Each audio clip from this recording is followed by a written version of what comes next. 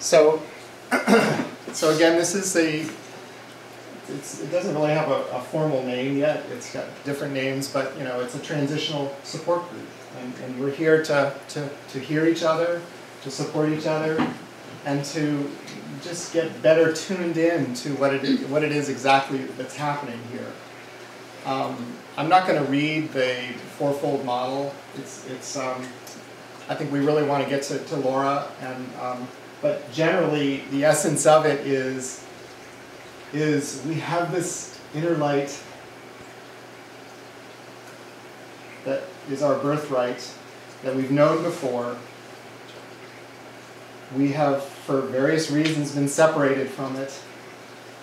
It's been shrouded from us, and we're in the process of reclaiming it. And through our consciousness evolution, it's coming closer. And when we do fully activate and become reacquainted with our great self, the great light, then greater wonders than we've seen will be available to us, and we will be among the wonders. And that's Mary Magdalene quote.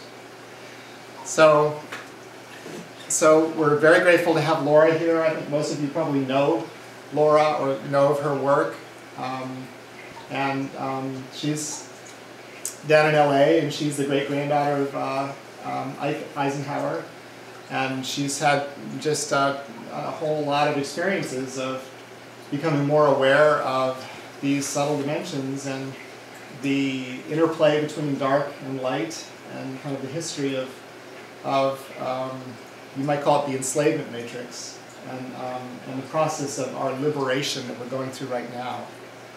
And so, with that, Laura?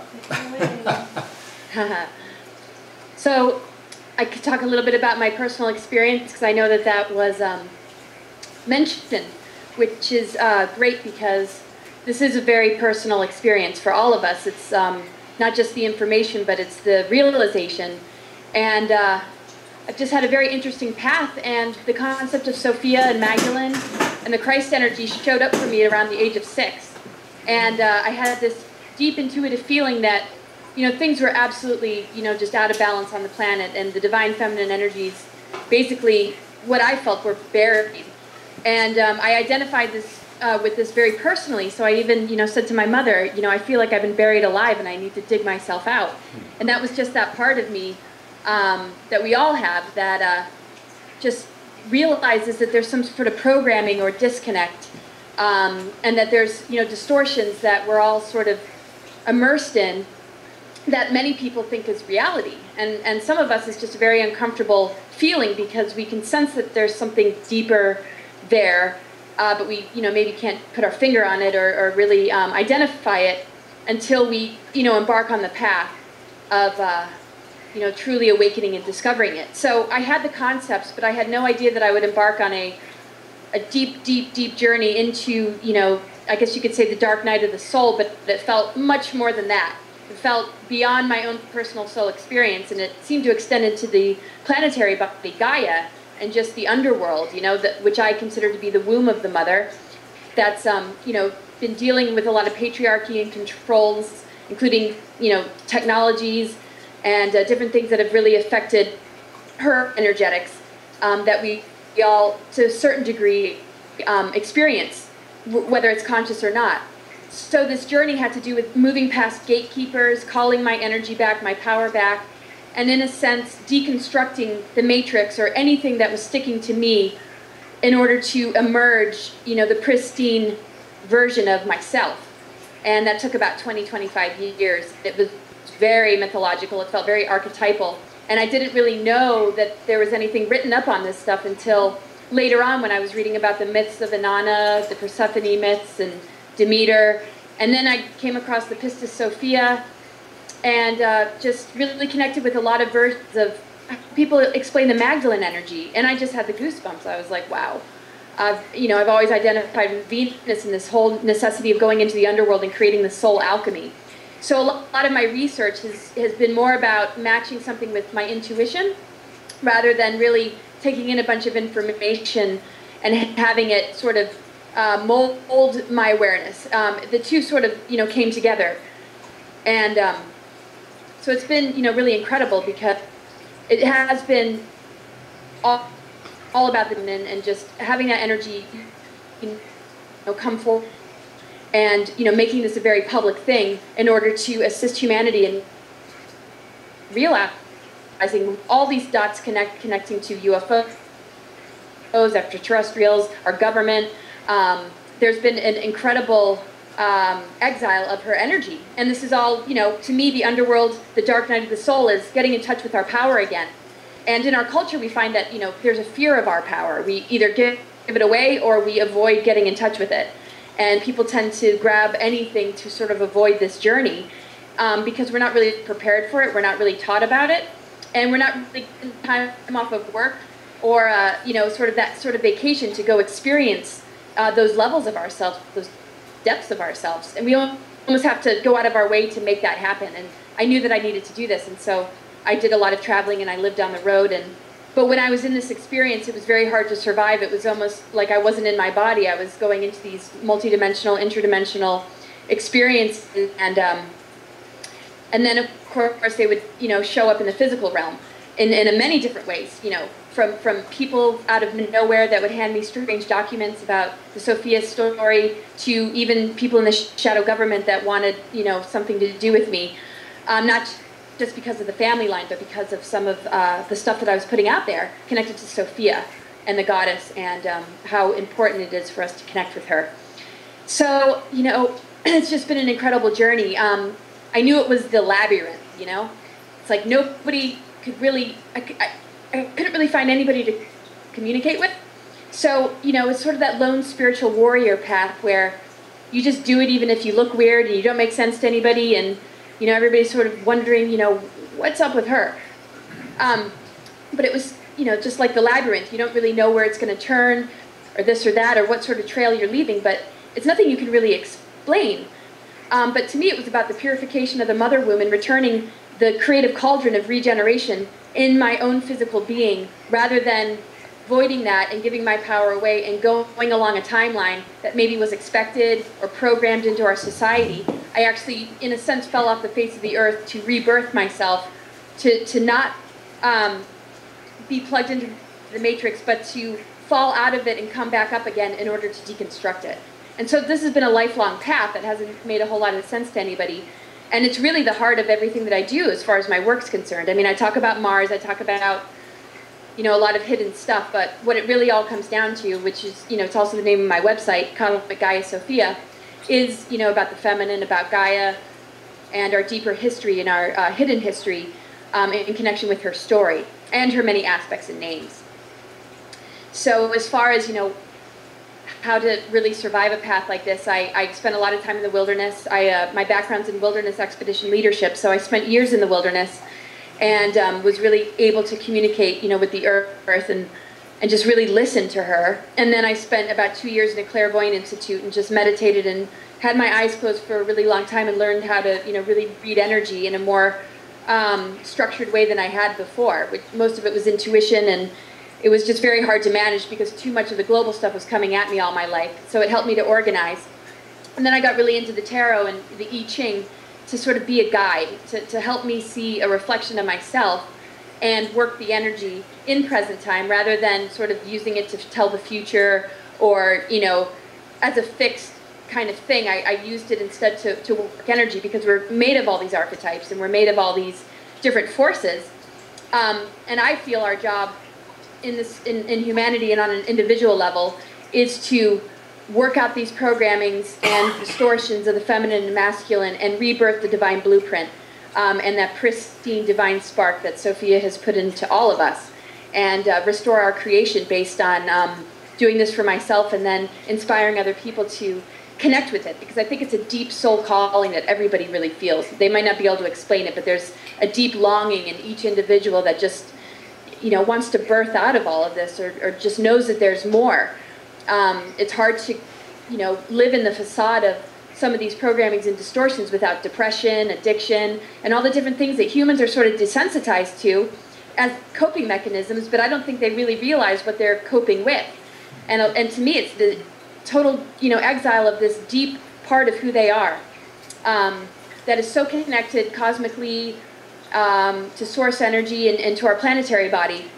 And without fully embodying this and living in connection to this, we're on a completely different track. And it's very easy to be controlled. It's very easy to, trust the medical industry and just, fall into the matrix as our guide and become dependent on it rather than connecting with the earth and realizing that the abundance comes from our connection with spirit and that she'll take care of us.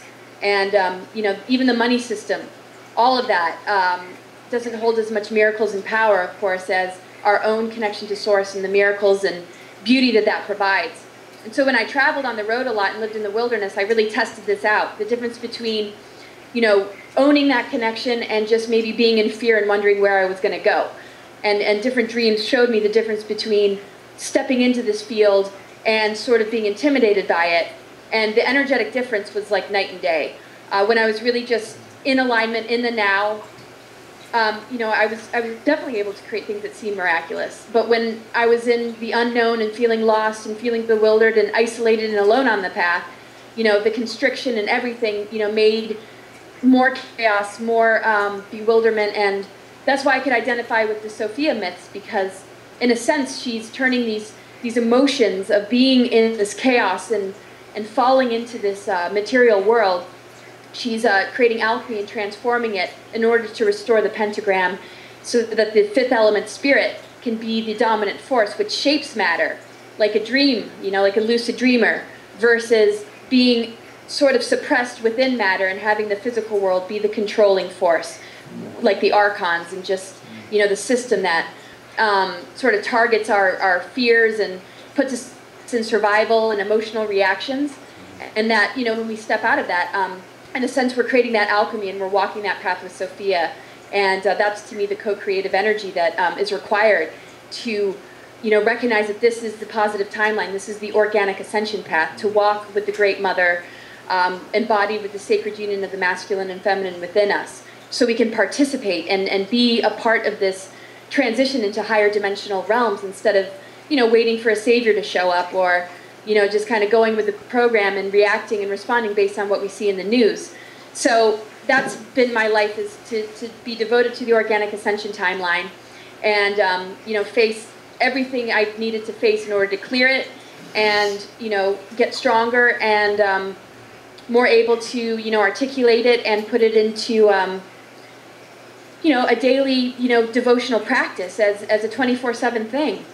And then to communicate it. So I wrote a book called The Grail of Venus, and it has to do with the underworld journey, going into the dark night of the soul and even the dark night of Gaia as a planetary body to assist in her restoration.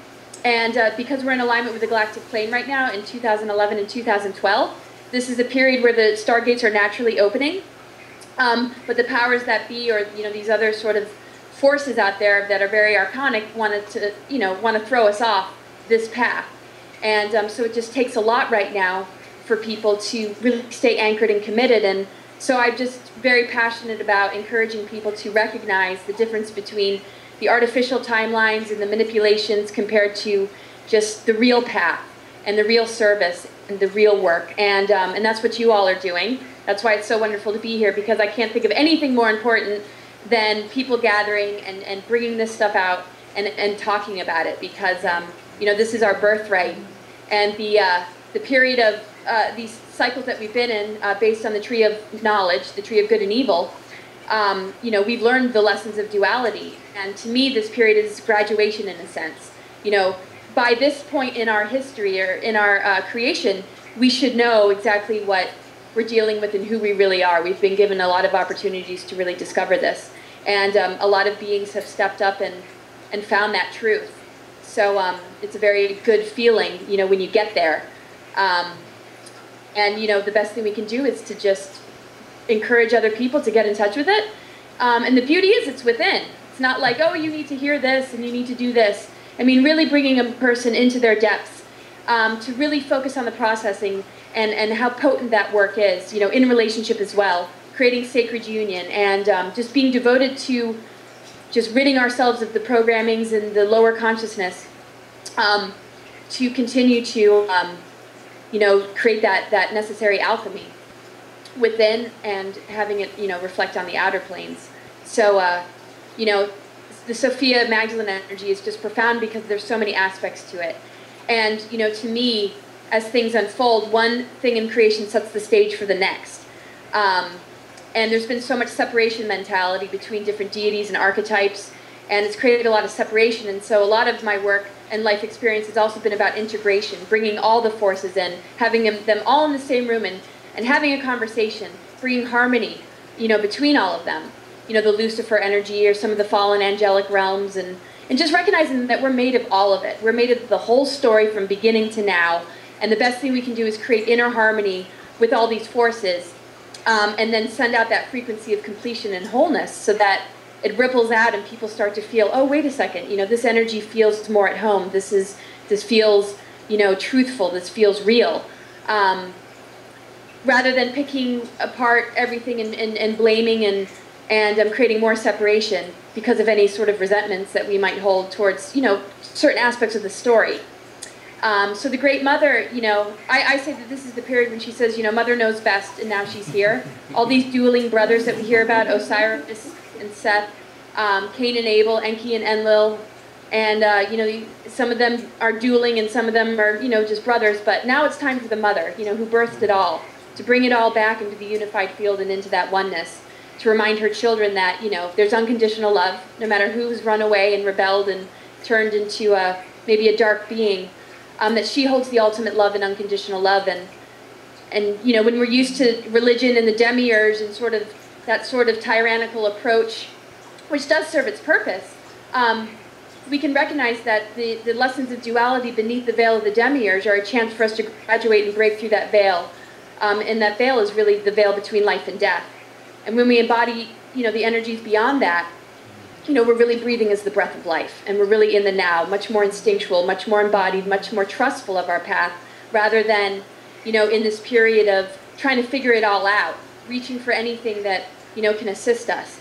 I just feel, you know, there's so much more wholeness and trust and understanding of who we are and where we're going, so that it comes much more naturally, it's much more of a flow, and it's much more joyful. And I feel this more than I've ever felt it before. A lot of my path was, I felt like I had shattered into 1,000 pieces. Lots of very difficult experiences, and it's just been a retrieval ever since. And yeah, it just really does connect in a lot of ways to some of the mythologies, and you know, everybody's got these stories. To me, it's the story of the soul. It's the story of our creation. You know, the love story. When we really look at things on a soul level in our creation, it is a beautiful love story, something we can all identify with. Some of the physics and other things can go over our heads, but I think when we talk about myth and the stories, there's something in us that can really relate, or some relationship might have brought some of it out, or we find that we're living these characters and we're writing these myths by just living on that soul level, rather than these distortions and programmings that, you know, basically, you know, connect with the ego.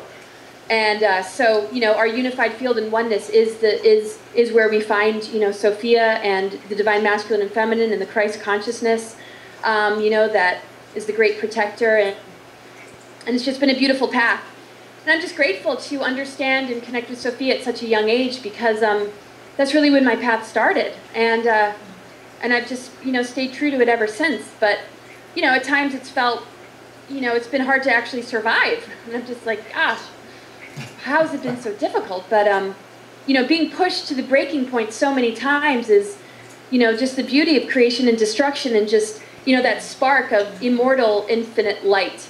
You know, that when we connect to it, it's stronger than anything else, and it'll definitely see us through. I certainly didn't expect to survive and get to the point where I could actually talk about it. So, but that's in a sense what is required. You know, Sophia set this earth and the demiurge in a sense to rule it, and intervened. To redeem Lucifer in a lot of ways. So, you know, these are all energies that we connect with and we call upon when we're working on finding balance. We hit these different archetypes, we hit the story of creation, and it's our job to restore it within ourselves and bring everything back into harmony, so that the ego is listening to the higher self, and it's guided by the higher self. That's how the ego finds divine will and moves out of duality, and that's really where we are right now, and these are the greatest lessons. So, I want to just pause and see if, Dan has any questions, or if there's anything, from any of you that you'd like, to hear from me to maybe give it more definition in terms of, maybe what everybody else would like to hear. But that's just sort of some of my personal stuff. There's a lot to it, but I just want to, give you a chance to ask something more specific if you'd like.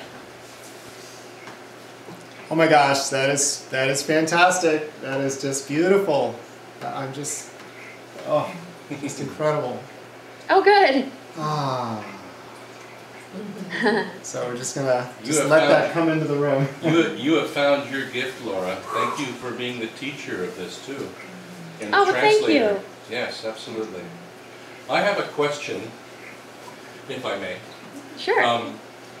I'm part of a core group, and we're heading down to Chichen Itza, Mexico for the 2012 Synthesis Gathering, and it's going to be a Mayan gathering with the elders, and we're doing ceremony for 3 days there, and it's going to be a big event. And just recently, I watched a YouTube where a Mayan elder came out and started talking about the 8-minute infiltration of the 5th dimension will come flushing into us, but also he mentioned that the Cabal is looking to release an experiment with the CERN particle accelerator. And I don't know if you've heard anything about that, and what is your take on that? And I hope there's a lot of intervention out there at the moment too, because it sounds like it's quite big. They're not worried about it. The Mayans seem to think they have it fully under control, for they're the ones that brought it into our attention, and they're aware of it completely. I've heard a little bit about this. I don't know if I can really speak on it in a very well-rounded way. You probably know more than me, but I mean, the Mayans fully understand just so much about Venus and the importance of Venus transits. And I mean, if there's new stuff coming in that's useful and helpful with anything connected to this shift time, I certainly have an extremely open mind to it. I just don't really know that much about it, but I'd love to find out more. Thank you. Laura, do you have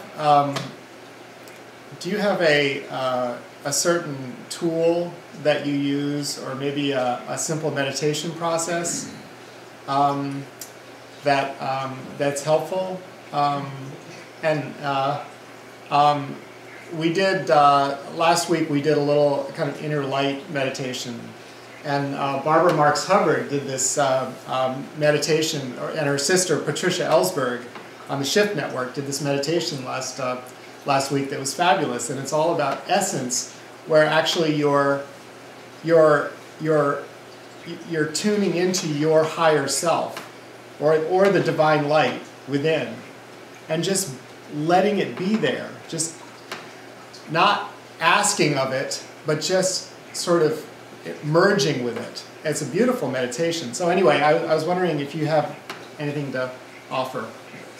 Well, tarot has been very helpful to me, like I was talking about, and really making sure that I listen to the rhythm of what my body needs and wants. I sleep as much as I need to. I don't push it. It's all about, to me, meditation's a constant thing. From the minute I wake up into the morning, just breathing and just allowing just everything that I do to really work with me physically. If I feel constriction or stress or anxiety, I work with oils.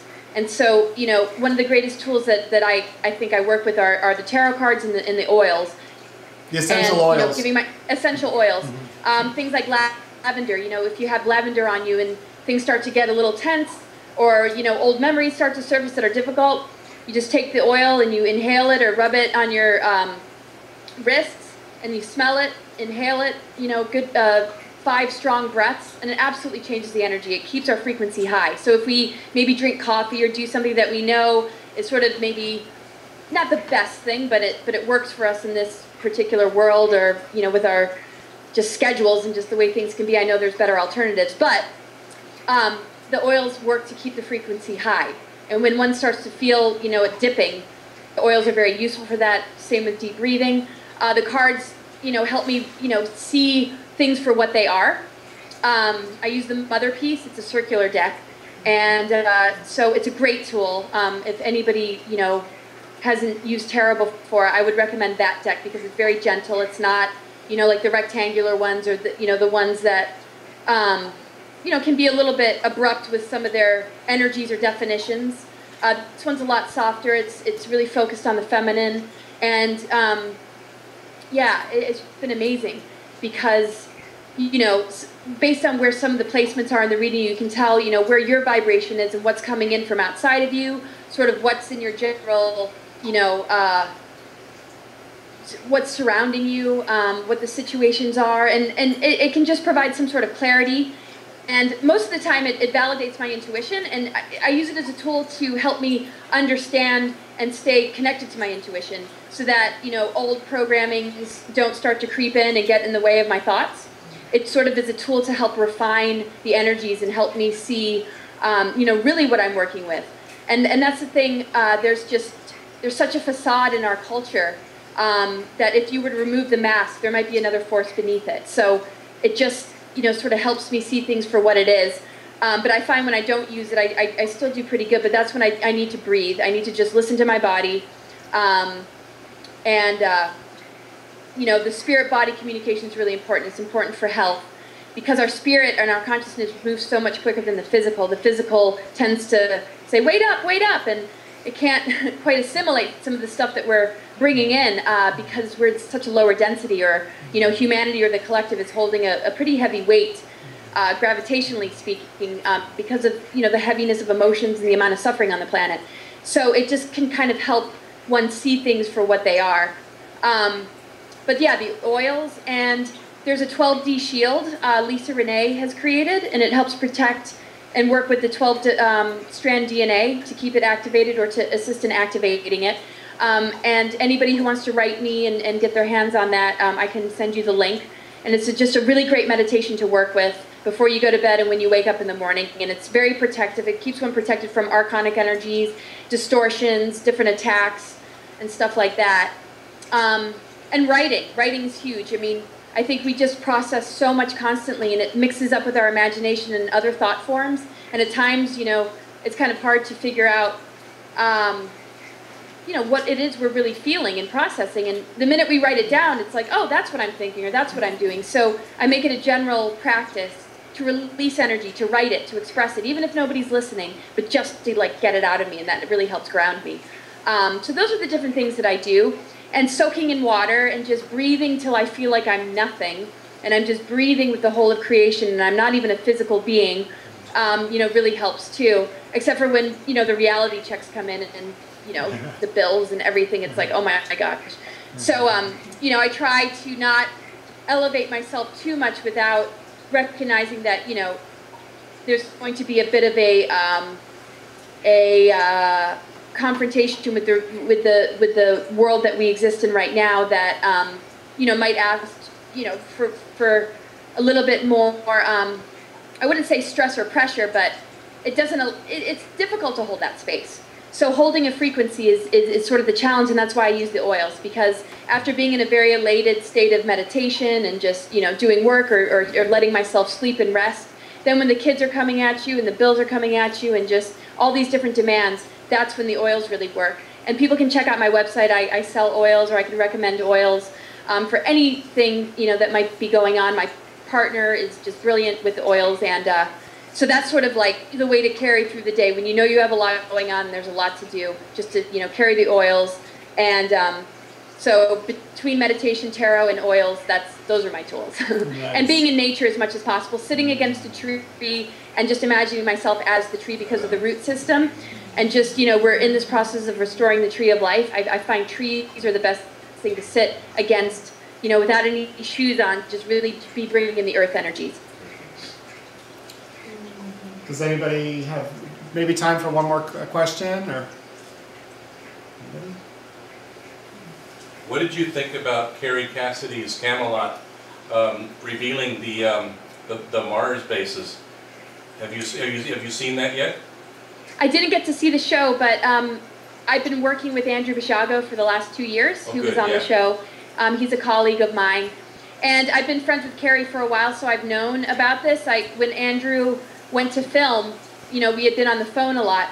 So I've already kind of known about this coming out, and I tried to watch it on my computer, but I was missing something that I needed to download, and I just wasn't able to do it. So I have it saved, and I'm definitely going to watch it. The feedback I got was that it wasn't that distorted. A lot of times when, especially Andrew gets interviewed, they change everything he says, and they make him look really bad. Right. He seemed really happy with it. So I'm just really grateful that information is coming out there, because if anybody knows, I was recruited to go to a Mars colony in 2006. And actually the recruiter said that a lot of one of the reasons that they wanted to recruit me is because they wanted to use me and didn't want me to do what I do here. But I got away from it.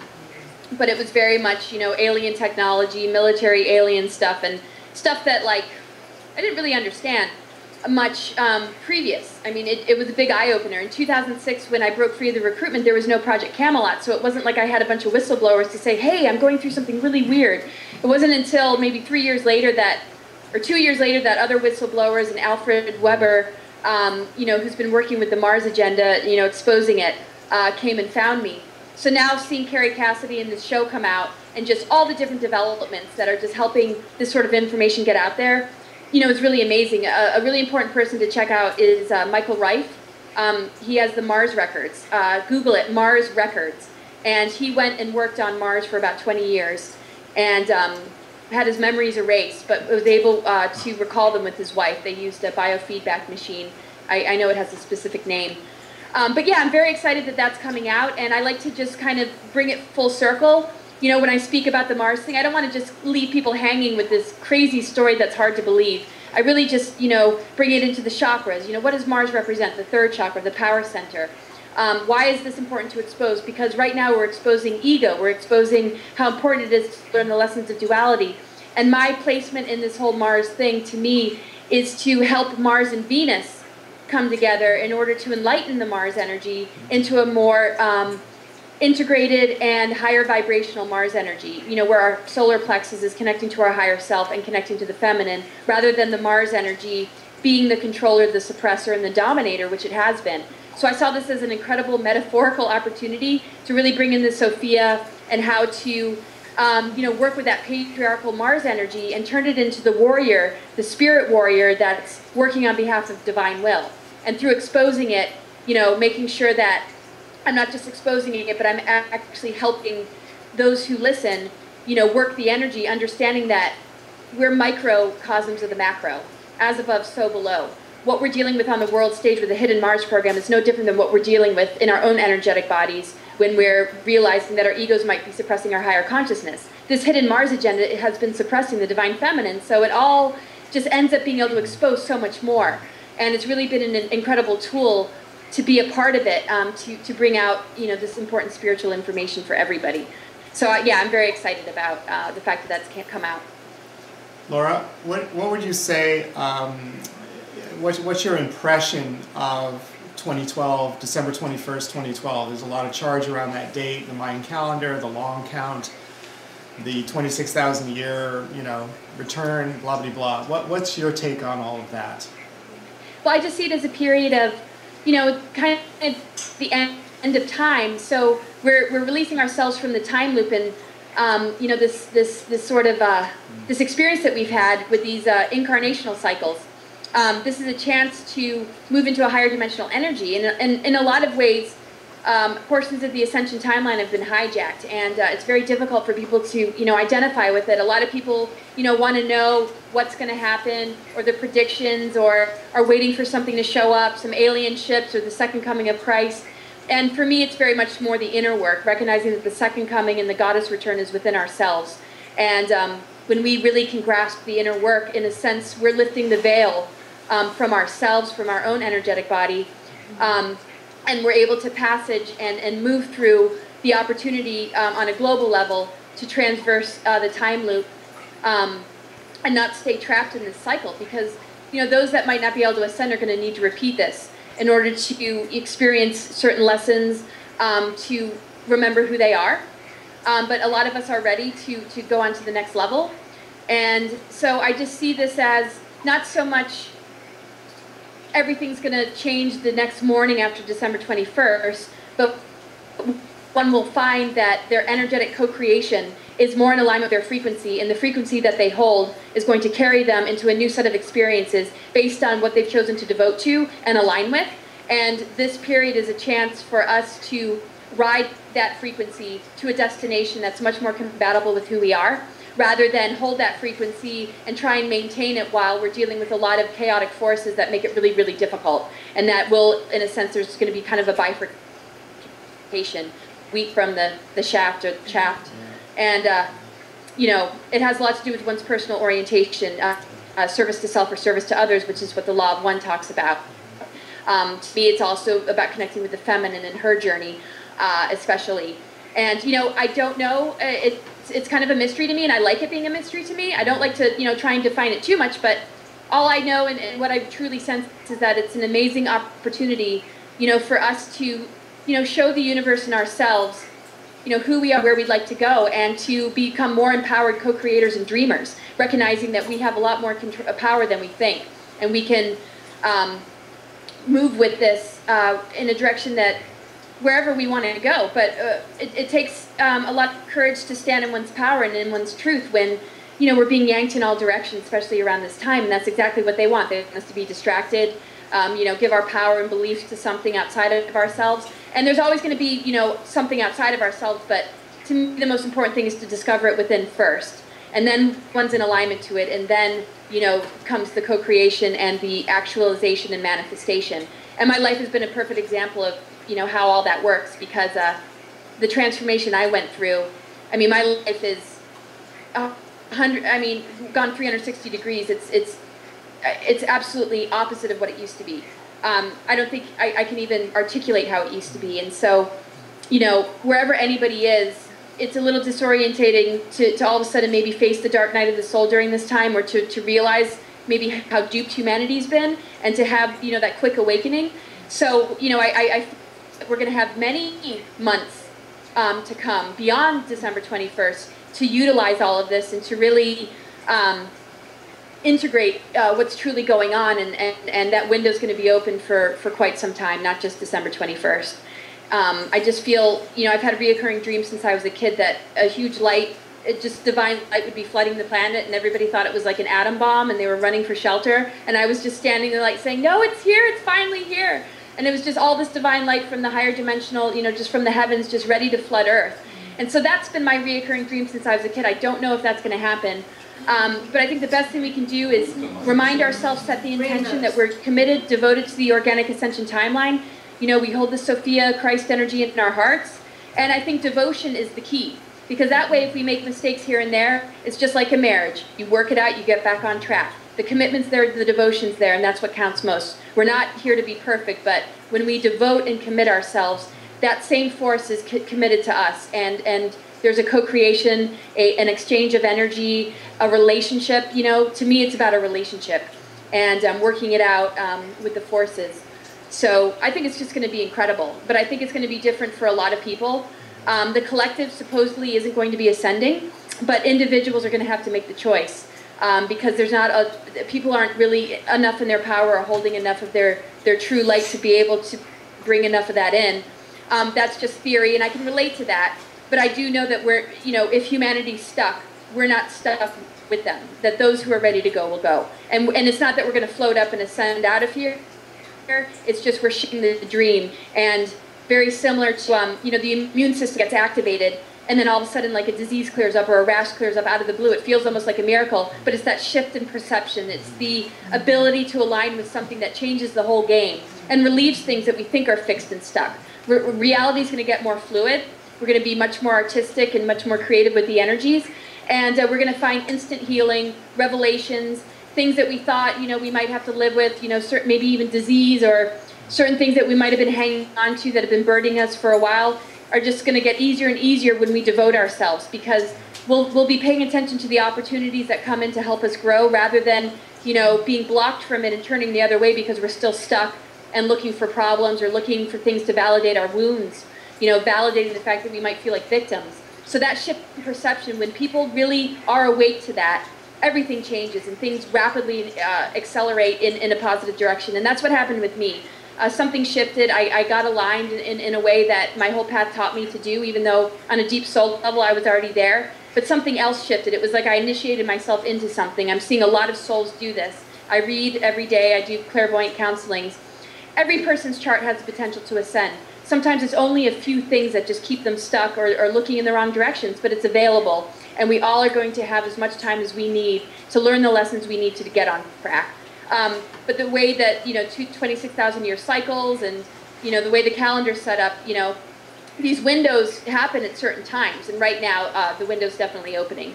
And that's what I've been up against. The shadow government wants to keep the natural stargates closed. And the big thing for me on my path was to bust past them, not go where they wanted me to go, and stand up and say no. And I knew intuitively it was connected to the natural stargates, keeping the natural stargates open. And that's really our higher chakra connection to source. When something tries to kick us away from that, whether it's an authority figure or some sort of programming in our society, it's very important that we just stand strong in our truth and learn the word no, learn our boundaries, and know what our yeses are and what we really are wishing to devote ourselves to and not compromise. Yes. And if each individual does that, each individual has a beautiful future ahead, and if they don't, they just have some more lessons. That's so beautiful. It's so well put. It's our choice, isn't it? So, definitely, yeah. Definitely. So it might not seem like that, but it is. It definitely is. Yeah, it's as close as our own intention. Totally. Yep. And sometimes it's very easy to get freaked out, reading the news, conspiracies and some of the dark stuff going on. But, every day I think I freak myself out a little bit when I put my head into some of this stuff. But I have no fear, none at all. And, since day one, even since I was a little kid, I had a concept of the positive timeline. And I'm firmly devoted. No, it hasn't been easy, and I haven't done it perfectly. But, Goddess sees our heart and our intention, and that's all that really matters. It's such an unconditional, loving source, and it just, if anything, just wants us to remember, wants us to not turn away, because it never abandons us. Only we can abandon. Yeah.